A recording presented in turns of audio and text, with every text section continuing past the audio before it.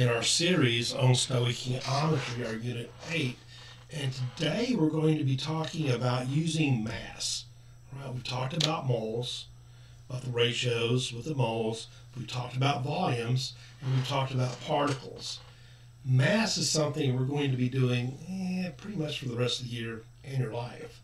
Right? It's easy to weigh something. It's easy to get a mass, but it's a little bit harder to count the number of particles. All right, so anyway, hold on to your seats. We'll be back. Okay, so now let's get on to our presentation. So here we go. This isn't too long.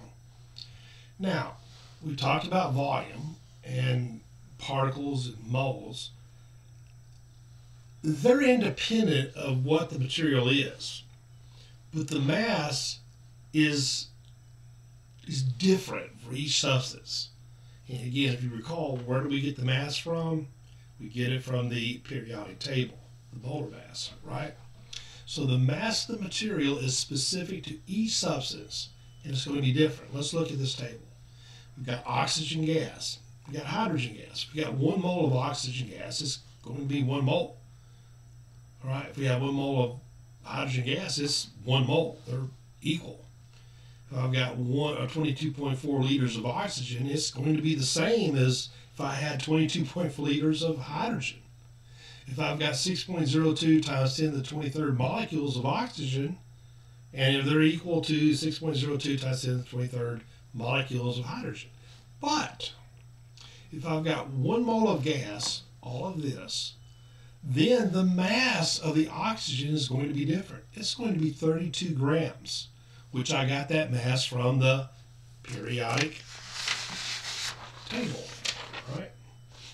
And if I have 1 mole of hydrogen gas, or 22.4 liters, or 6.02 times 10 to the 23rd molecules of hydrogen, it's going to have a mass of 2 grams.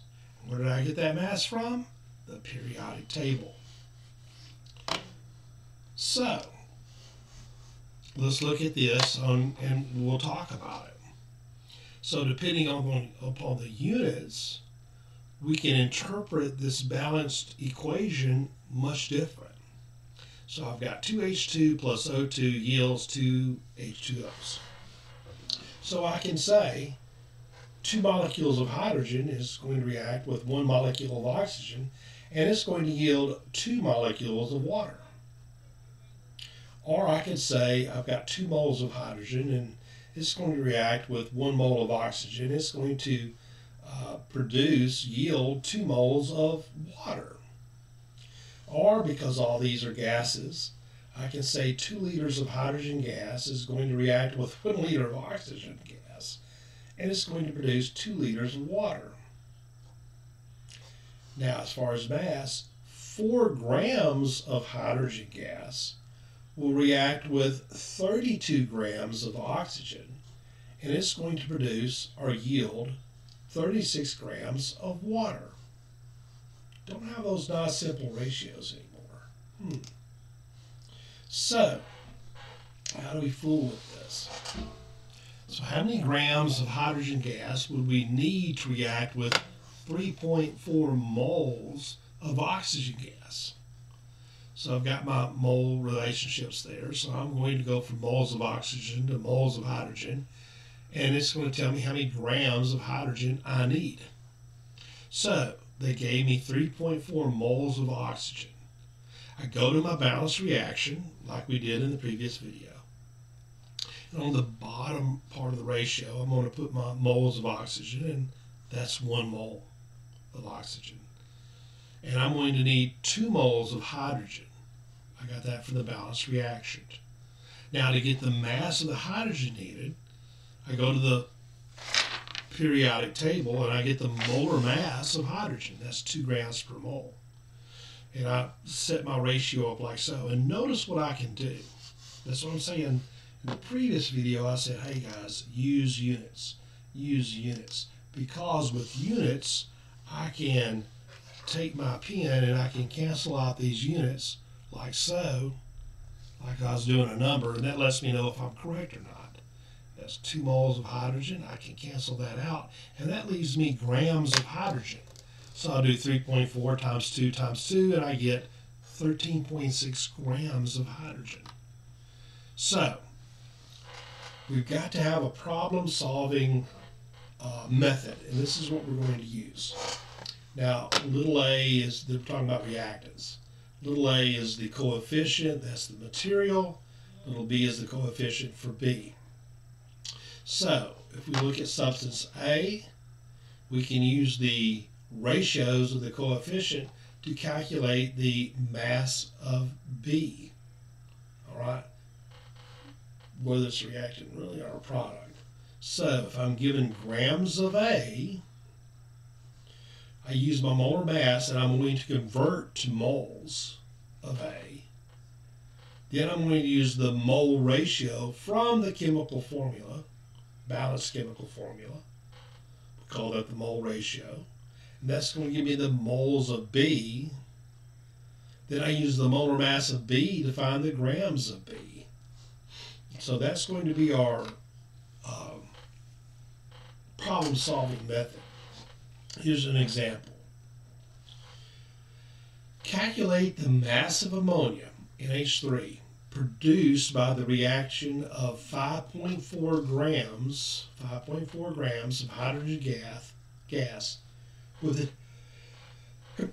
an excess of nitrogen. All right, so they gave me the mole or the grams of hydrogen gas. So here's my problem-solving steps. I'm going to go from the grams of hydrogen, go into moles of hydrogen. That's easy to convert. We've done that. Then I'm going to use my mole ratio. They're looking for the amount of ammonia. So that's a 2/3 ratio. 2/3 ratio. 2/3. And that's going to produce the moles of ammonia. Then I just use the molar mass of ammonia to get the grams of ammonia. Let's see what happens. So that was our plan. The grams of hydrogen from moles of hydrogen to moles of ammonia to grams of ammonia. So throw it in there. 5.4 grams of hydrogen times the ratio, the finding the moles of hydrogen. And from the periodic table, I come up with 2 grams of hydrogen for every mole of hydrogen. Then I use my mole ratio.